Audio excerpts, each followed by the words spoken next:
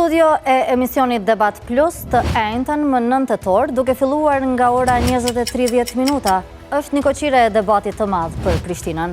Megjithë këtë, befasia do të fillojë nga ora 20, nga prapaskenat me kandidatët, ku do të mund të ndiqni gjithçka live për 30 minuta.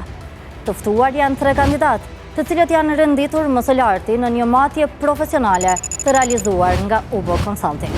Matja është realizuar në periudhën kohore ndërmjet 20 dhe 28 shtatorit dhe është e bazuar në një mosër prej 1000 respondentëve.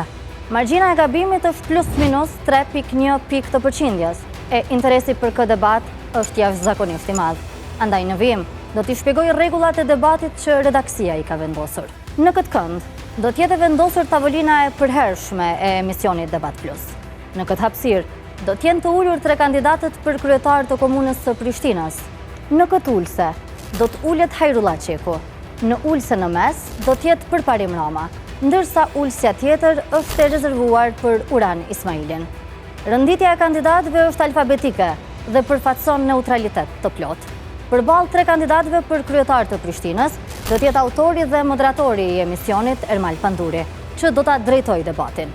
Fillimisht, 3 kandidatët do të kenë një hapësirë prej 3 minutash për t'i dhënë përgjigje pyetjes se pse duhet të jenë ata kryetar të Prishtinës. Në këtë 3 minutësh, kandidatët do të mund të shpalosin top prioritetet e tyre. Kjo hapësirë do t'jetë e vetmja gjatë gjithë rrjedhës së debatit që do të matet me kohë fikse.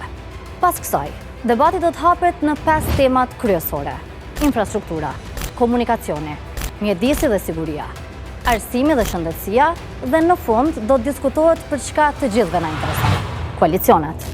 Debati do t'jetë i hapur dhe minutazha do të balancohet nga autori dhe moderatori i emisionit Ermal Panduri. E ne ju presim të enjtën në debatin e vitit në Debat Plus.